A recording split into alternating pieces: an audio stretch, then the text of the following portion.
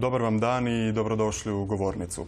Izbjeglička kriza i dalje traje. Prošli se tjedan u medijima pojavila vijest kako bi Slovenija mogla izgraditi čak 550 km žičane ograde na granici sa Hrvatskom. Mještani u pograničnog područja negoduju. I u isto vrijeme u Grčku i Makedoniju dolaze novi val izbjeglica i migranata koji napreduju prema zapadu.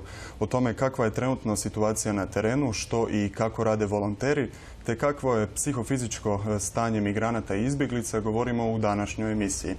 Sa mnom u studiju u Bogovićevoj su Lejla Juranić i Luka Juranić iz humanitarne organizacije Arius Sirius. Dobar vam dan. Dobar dan. I dr. Džamal Asad, predstavnik Sirijske nacionalne koalicije. Dobar vam dan. Dobar dan. Za početak, možda vi iz organizacije Arius Sirius da nam kažete, raspolažete sa svim podacima, kakva je trenutno situacija na terenu, koliko ima izbjeglica, koliko ih je u Hrvatskoj? Pa trenutno mi na našoj stranici inače objavljujemo brojeve svaki dan koliko izbjeglica uđe u Hrvatsku i općenito koliko izbjeglica prođe tom balkanskom rutom. Ne znam točan broj, ali definitivno da se broj smanjio u zadnje vrijeme. Međutim, i dalje tim ljudima treba pomoć s obzirom da je sve hladnije vani, da oni spavaju u šatorima koji nisu grijani, tako da im je sva moguća pomoć potrebna i dalje. Dr. Asad, vi ste proteklih dana bili u Slavonskom Brodu, bili ste u Dobovi i na drugim mjestima gdje se nalaze izbjeglički kampovi. Kakva je situacija, kako se migranti podnose ovo teško vrijeme? Pa, prvo moram reći da situacija je puno bolja nego što je počela od 17.9. kad je Mađarska digla žice na svoje granice. Ja mogu reći samo da to žice rasizam.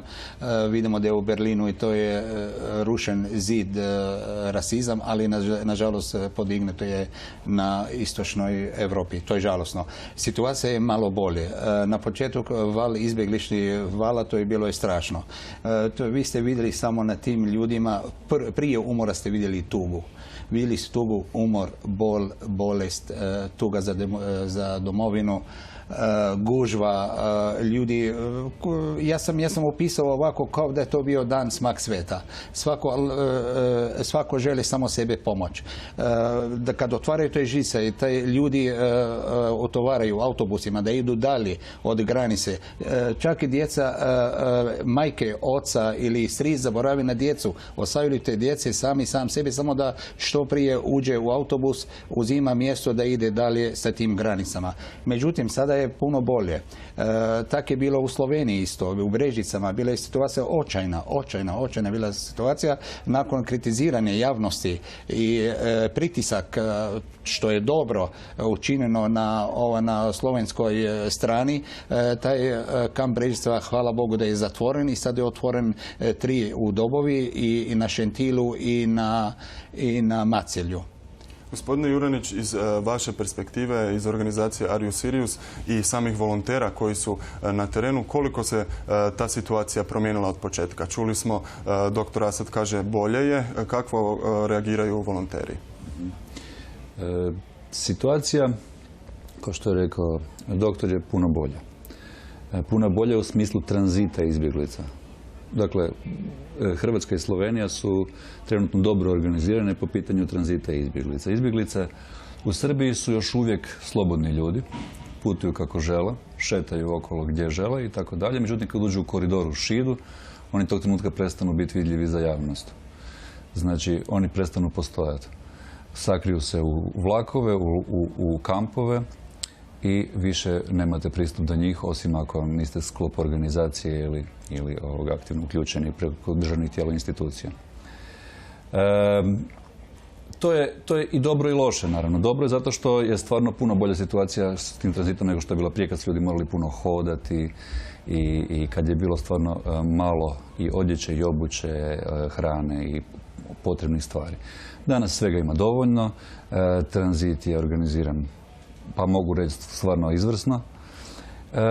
Međutim, onaj humani aspekt na kojem mi cijelo vrijeme kao volonteri inzistiramo, smatramo da i dalje zapravo nije zadovoljavajući. Pogotovo mislim u Sloveniji, jer naša organizacija je prisutna u Sloveniji također.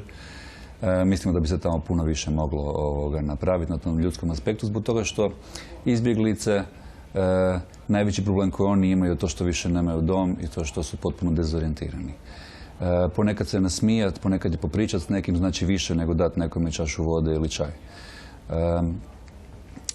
Tako da oni zapravo niti sami ne znaju kamo idu. Dosta su razočarani zbog toga što se prema njima odnosi na takav način da im se ne omogućava. Znači da se jednostavno ponaša kao da ste u logoru. Znači moraš ići tu, moraš ići tamo, moraš sad spavat, moraš ovako, moraš ono, ne možeš ovo, ne smiješ ono. U Sloveniji smo sad primijetili zadnje vrijeme pojavu i mađarske i rumunjske policije koja se izrazito loše odnosi prema izbjeglicama i to sve treba otvoreno reći. Mi se cijelo zalažemo da se to promijeni. Kako volonteri to mogu promijeniti? Evo, čuli smo, policija dolazi iz raznih zemalja, ponašaju se kako se ponašaju, volonteri se s tim mogu ili ne moraju slagati. Kako mogu djelovati da se nešto konkretno promijeni? Volonteri, znači imamo dve stvari. Jedna je na samom terenu, to je naš humanitarni rad, a drugo je ono što se mi zapravo sad polako mijenjamo, taj naš fokus, s obzirom da je humanitarni aspekt više manje, ajmo reći, pokriven, pa krećemo u tom nekom aktivističkom smjeru, jer danas sutra mi ćemo s tim ljudima morati početi živjeti ovdje. Jedno je dok mi samo organiziramo tranzit i dok im dajemo jakne i hranu, a drugo je kad će se po kvoti dogoditi ta situacija da će ljudi trebati početi živjeti ovdje s nama, što mi naravno kao volonteri pozdravljamo i zapravo pokušavamo pripremiti teren za taj trenutak.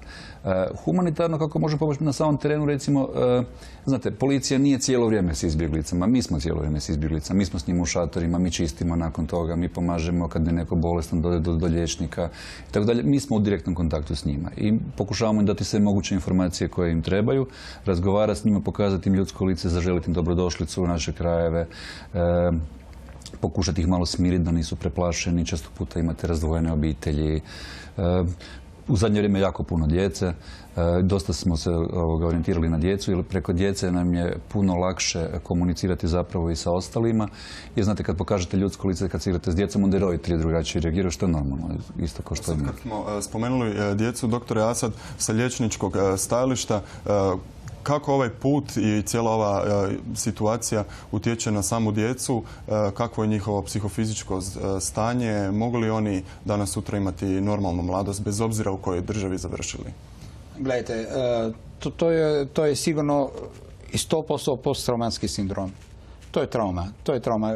Gledajte, te ljudi koji su morali napustiti, nažalost, domovinu, koji su srušeni domovi, samo da vam dam nešto, samo podatak, u Siriji sada ima 13 milijuna raseljeni unutar Sirije, a van Sirije ima negdje oko 3,5 milijuna, 4 milijuna recimo van Sirije u Turskoj, Jordanu i Libanonu, i sada u zadnji val od kad je počelo to prema Grčkoj, Makedoniji i do Austriji, to je pola milijuna prošao skoro kroz Hrvatske. To je daleki put, strašan put. Neki ljudi su uspjeli doći, koji imaju love, koji imaju novce, uspjeli doći na primjer za 5-6 dana. Neki su početak te vali trajalo po mjesecima, dragi moji. Po mjesec dana, 2 mjeseca, 2,5-3 mjeseca. S tim putem oni su primjer, ja sam razgovarao s jednom familijom, oni su prodali stan u Siriji za jedno $40,000, četveročlan familija i muž i žena, znači 4 djece, 6. Stigli su do Beograd sa $1,700. Oni su bili opljačkani uz puta. U Makedoniji su bili, iz Turske su platili, prvo 2 puta su platili da uđu preko more do Grčkoj. Nije uspjelo, ogromne novce su platili po svakom €8,000 i onda kad su došli do Grčkoj, tamo su ostali mjesec dana dok su ih prebacili u Makedoniji i tako dalje, tako dalje. Došli su do Beograda, svi su iskorištavali, svi su kriminali, sitni kriminali. Na primjer, punjenje mobitel je bilo negdje €100, flašu vode €15, kilo banane po €100 i tako dalje. Oni ne znaju. Oni hoće samo spas da se lijepo vidi. Kako vama, vi ste rodom iz Sirije, promatrati sve ovo kad vidite da je vaš narod u takvoj situaciji? To je bolno. To je bolno. Hrvatska, nažalost, Hrvatska je ovaj bivši Balkan doživio ovaj rat. Vi znate, ali to je strašan rat dole. To nema milost. To nema, gledajte, pogotovo sada što umiješala Rusija unutra, takozvanje da će ona udara po ISIL-u. Do dan danas po našoj saznanje, političko tijelo, to ona ne udara tamo gdje je ISIL, nažalost. Ona udara gdje su civili. Evo, danas je 67 mrtvi u Siriji. Pustimo to, idemo na djecu. Djecu su traumatizirani i familija.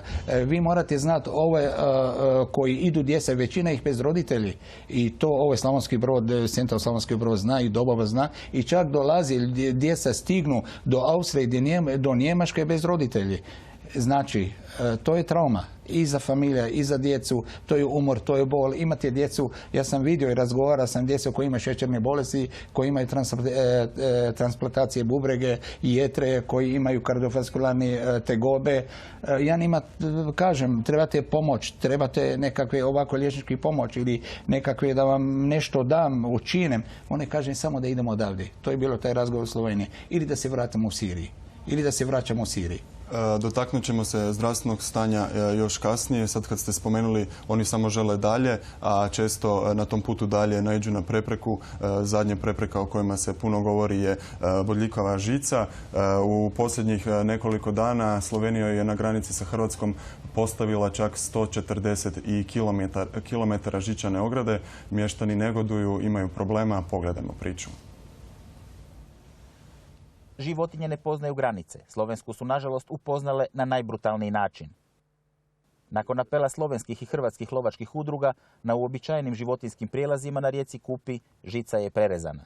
Ipak taj pritisak je urodio plodom da je, ja se nadam, divljač u buduće spašena, ali jutros nije bilo ništa. Jučer je bilo zadnja žrtva, jutros nije ništa nađeno, tako da ti prolazi, to otvaranje ipak se pokazalo rješenje.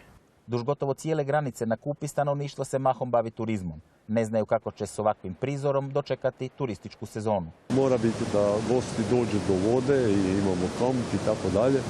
Da normalno djeca i to da se ne mota po toj žici. Ne možemo se nikako složiti s tem, da tako jako gruba žica ostaja. Svi oni razumiju odluku svoje države, ali sve su svjesni koliko će ona negativno utjecati na prihode od turizma. Za neke je vlada osigurala skupu zelenu ogradu. Došli iz policije i kazali da će nas ograditi s panelnom ogradom, da tu neće biti žice. Na pojedina je mjesta već stigla panelna ograda, a na neka božićne kuglice na žilet žicu. Mladi Slovenci svijetu šalju ironičnu poruku. Glupo je kad ti vojska postavlja žicu i kad moraš živjeti poleg žice, a svi znamo da nama mladima i svima u Beloj krajini da je baš Kupa nešto najljepše što imamo. Osim nezadovoljnog pograničnog stanovništva, slovenskog je premijera na uklanjanje žice pozvalo 12 ravnatelja hrvatskih i slovenskih muzeja i galerija iz Rijeke, Istre i slovenskog Primorja. Smatraju kako se ogradom šalje opasna poruka koja je usmjerena protiv kulture, slobode, stvaranja i suživota. Gotovo ista poruka stiže i iz Istarske županije. Ne treba dizati ograde, treba graditi prijateljstvo i suradnju i zato je to sve skupa što Slovenci rade nama apsolutno neprihvatljivo. To je protiv i svih temeljnih principa na kojima se zasniva Europska unija. Unatoč žici, sutra se na graničnom prijelazu Dragonja tradicionalno na kraju godine susreću hrvatski, slovenski i italijanski policajci kako bi si poželjeli uspješnu novu godinu i dobru suradnju. Evo, vidjeli smo kakve žica na granici Hrvatske i Slovenije postavlja probleme običnom lokalnom stanovništvu, pa možemo onda tek pretpostaviti kakav je to prizor za migrante i izbjeglice koji na nju nalete nakon dugog i puta premoreni. Kako vi komentirate ovo što smo vidjeli? Ja bi samo se odmah komentirao. Bilo je spomenuto u prilogu da mještani razumiju razloge vlade zbog čega su podigli žicu. Ja moram priznati da uopće ne razumijem razloge, zato što izbjeglice zapravo ne vide ovu žicu. Ova žica je postavljena iz političkih razloga. Ova žica je postavljena zato da vlada Slovenije skuplja političke poene. Oni su napravili anketu po kojoj se vidi da 80% građana Slovenije to podržava i oni idu teorijom srednjeg glasača, idu na taj sistem da si osiguraju svoje izborne poene. Ništa drugo. Izbjeglice ovu žicu ne vide. Ovu žicu vide samo mještani. Nitko drugi. Znači, a da ne kažem da je to jedna poruka u svijet koja je potpuno promašena za Sloveniju Ja sam inače rodom iz Hrvatskog Zagorja, mi smo se na Sutli tamo kupali, to je bilo izletište, tamo su dolazili 10.000 ljudi. Su dolazili na to izletište, ljudi su pekli roštilje, prali aute, sve što je išlo uz to. I ko smo išli u Bizeljsko, smo išli jest, mislim nije bilo granica. 40 godina nakon toga mi imamo žicu sa žiletima na toj granici. Samo si trebamo svi zajedno postaviti pitanje kako smo uspjeli doći do ovog momenta, svi zajedno. Vidjeli smo, postavlja se i panelna zelena ograda na tim turističkim odredištima za koje vas vežu ljepše uspomene. Metar te ograde košta 50 eura. Koliko bi se pomoći moglo pružiti za te novce? Svako može vrlo lako izračunati koliko bi se moglo pomoći pružiti tim ljudima, osim žičane ograde, koliko košta, pa ti paneli koliko koštaju. A da ne govorimo o psihološkom efektu koji se izaziva kod tih ljudi. Možete misliti da hodate mjesecima i da onda dođete na ogradu sa žičanu ogradu sa žiletima. To je užasno. Niko od nas se ne bi htio tako osjećati. Doktor Asad, vidjeli smo na početku priloga, mnoge životinje su stradale upravo na toj žilet žici. Kakva bi one posljedice ostavila na čovjeku? Gledajte, ovaj koji je prošao toliko put, koliko tisuća kilometara, i odredio da će doći do Švedske ili do Njemačke, to će doći sigurno. Ne da ima žice, da ima, ne znam ja, zid od 4 metara. Ja sam bio svjedok. Kada je Mađarska ostavila žicanu ogradu, oni su kopali ispod. Ja sam vidio mom očima, imam te slike, žao mi da nisam vam pokazao, kopali s rukama ko ove zečevi i lijepo ispod žice i išli su na drugu stranicu. Znači ne može. Imamo slučajeva, mi Sirisi, da su išli preko sjeverni pol, preko Rusije su išli sa snijegom i išli su do Švedske ili Skandinavije. Mislim da hoće ići, hoće stići. Ne mogu niko zaustaviti taj val. To je jedna politička volja samo. Kako je rekao kolega, to je političko prepucavanje. I to je 100%. Igraju na poene, izbjegli se nažalost. Te ljudi koji su izgubili sve u životu, ostali samo taj put da dođu tamo do odredište. Vjerujte mi, ja sa svim Sirisima koji sam razgovarao, prošlo je oko 500.000, negdje oko 20 ili 23% Sirijaca, nema puno Sirijaca. Svi su u suzama. Svi su bili u suzama i rekli mi ćemo vratiti u Siriju jednoga dana. Sirijski narod civiliziran, sirijski narod voli svoju zemlju. Jeste ikad u životu čuli da je jedan Sirijac podmetnuo jednu bombu u avionu ili napravio teroristički napad ili tak? Ne. Oni svi hoće u Siriju jednog dana. Samo dajte nam taj moment da lijepo živimo u miru, da se maknemo od bačve širskog režima Bašara al-Asada i avijacija ruskog, iranskog Hezbollaha i da se malo situacija sredi na Bliskom istoku, u Siriji, da nam napravi slobodnu zonu, kako je obećala Turska i Amerika, da napravi ovo uz granice sa Sirijom i Turskom, slobodna zona od 35 km i mi smo spremni vratiti sve izbjeglice i hoće. Ali ako vreme će trajati, ti se ljudi hoće integrirati, hoće pripast samo društvu gdje jesu, onda će biti teško. A ovo sad sam čuo, od kad je pojačao taj napad Rusiji na sjeverni i istočni Alep, 35.000 ljudi sad su krenuli iz Alepa prošli tjedan. To je novi val koji će doći u Europu. 35.000 krenu, da. Turska navodno će zatvoriti, ali neće. Zatvorit će ih pustiti. Ne može. Ostavite ljudi pod vedrom nebom. Hladnoće, bol, ubod insekata, nemaju vode, nemaju lijekove, Svi ovi razlozi dovode i do nekih zdravstvenih problema u krajnjem slučaju. Ljudi su bolesni. Koji su najteži problemi, odnosno koji su najčešći problemi na putu migranata što se tiče zdravstvenog stanja, na što ste sve naišli i kako ste im pomogli? Gledajte, ja sam liječnik.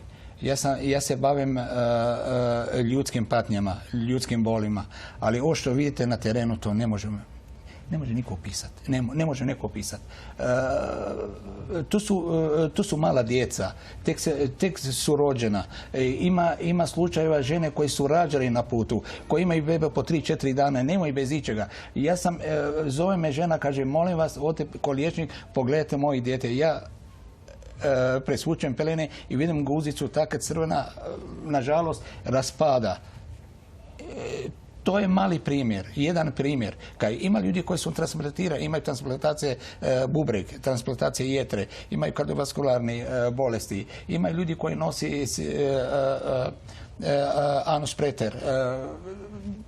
sve vrste bolesti vidite u tim ljudima jadnima koji idu prema zapadu. Treba im pomoć, treba im pružiti ruku. Zato je zapravo cijela jedna nacija sa svim svojim problemima se našla na istoj situaciji. Čuli smo, dr. Asad, rekli ste, ljudi se žele integrirati. Kako im kao ljudi, volonteri, možemo u tome pomoći? Što poručiti ljudima koji možda se ne slažu s time? Kako pomoći ljudima da se integriraju i što napraviti kao volonteri po tom pitanju? Pa, o tome bi stvarno mogli razgovarati do jutra, od toga da najjača zemlja na svijetu je zapravo zemlja ekonomskih migranata. Znači, Amerika je cijela od ekonomskih migranata napravljena, ali ljudi s kojima razgovaramo na terenu, izbjeglice, ja tu sad ne dijelim Sirijci, Afganistanci, Iračani, ljudi koji su u potrebi, zapravo niko ne kreće na takav put bez potrebe. Svi kažu da bi se odmah vratili doma, da mogu vratiti doma. Da se imaju zapravo gdje vratiti, jer oni zapravo više nemaju dom. To treba shvatiti. To su ljudi koji nemaju dom. Ovo je zapravo cijela prilika naše cijele generacije da pokažemo da smo ljudi. Ako ovdje padnemo na ovom testu, a padamo jer postavljamo žiletograde i tako dalje, sljedeće generacije koje dođu će nas suditi po tome kako smo mi postupali prema tom narodu. Što se tiče samog suživota, reći ću vam ovo. Više sam osmijeha, znači bez obzira na tešku situaciju, izgubite dom, prolazite neki više mjeseci, neki kraće, neki duže, tu Sodomu i Gomoru zapravo. I više osmijeha sam vidio na licima izbjeglica i više pozitivnog stava nego među svojim prijateljima i ljudima s kojima živim ovdje. Ja želim suživot s tim ljudima. To su pozitivni, divni, prekrasni ljudi. Nešto što smo mi možda već u Europi zaboravili. Oni imaju tu jednu životnu radost još uvijek u sebi i vesele se budućnosti, vesele se sutra. Oni smatraju da su došli sad u jednu Europu i da stvarno će sad, ako ništa drugo, barem više neće život biti ugrožen. To svi ponavljaju. To samo želimo sigurnost. Mi želimo sigurnost. Dok čekamo da se sredi situacija kod nas doma, želimo živjeti, želimo doprinijeti društvu u koje dolazimo. Jer oni mogu puno doprinijeti. Našem društvu fali liječnika, je li tako? Našem društvu nedostaje kompjuterskih stručnjaka, našem društvu nedostaje puno toga. A prolaze nam ljudi koji to znaju. Ljudi koji to znaju. Gospođo Juranić, i sam običan građanin može pomoći i ako ne može na teren, vaša organizacija uskoro priprema različite događaje gdje se prikuplja pomoć. Znači, svi koji se žele uključiti u pomaganje, to ne mora biti na terenu. To mogu biti razni poslovi koji osiguravaju taj rad na terenu, a to je skupljanje donacija, održavanje naše Facebook stranice, zatim rad na integraciji, rad na senzibilizaciji javnosti. Između ostalog, u subotu organiziramo jedan humanitarni event gdje su pozvani i mladi i stari. Imaćemo puno dječjih radionica, koncerata, jedan parti za volontere i sve prijatelje volontera, donatore. I taj event će trajati, znači, od 11 pa do jutra, se nadamo. Cilj nam je upoznati javnost zapravo s onim što mi radimo. Znači, ovdje su sve što smo sad kratko prezentirali u ovom vremenu. Tamo, znači, cijelodnevno ćemo pokazati i izložbu svega s čime smo se bavili. Moći ćete vidjeti tu famoznu žicu tamo. Znači, pokušavamo zapravo čim više ljudi uključiti u to, jer smatramo da na najbolji način zapravo da ljudi razumiju je kad ljudi dođu i kad razgovaraju, bit će tamo i izbjeglica. Znači, vi onog trenutka kad se vi sretnete sa azilantom, izbjeglicom ili čovjekom koji je u potrebi da dođe negdje, vi tog trenutka zapravo vam padaju sve vaše barijere i vaše uvjerenje. Jer vi tog trenutka shvaćate da se radi o istom ljudskom biću kao što ste i vi i da jedino što možete je pomoć, ništa drugo. Pozivamo sve naše gledatelje da se priključe vašim hvalevrijednim akcijama. Sve informacije su na Facebook stranici Are You Serious. Bližimo se prema kraju, pa za kraj još da zajedno prokomentiramo podatak, to jest činjenicu. Kanada je odlučila poslati avion i dovesti izbjeglice u svoju zemlju, nudi im pomoć. S druge strane Atlantika pojavila se, možemo tako reći, ruka spasa. Kako vi gledate na to i što od njih možemo naučiti? Ne znam, po moj sad aspekt, ja sam čuo ovo da Kanada će poslati avion i neke druge zemalje isto hoće primiti sirske izbjeglice, ali međutim tu ovdje kalkulacija ili špekulacija kaže da Kanada bi htjela nekakve samo kršćane. Nažalost, to je reč, a mi smo to odbijali, čak sirski kršćani to su odbijali, jer su rekli ili da hoćete nama ovo svi jednako mislim, došli smo do kraja, jednaki tretman svih da se svi ili nećemo. Nažalost, došli smo do kraja ove emisije. O ovoj temi bavit ćemo se i u drugim govornicama. Želimo vam uspješan daljnji rad, a vi nas, dragi gledatelji, gledajte i sutra.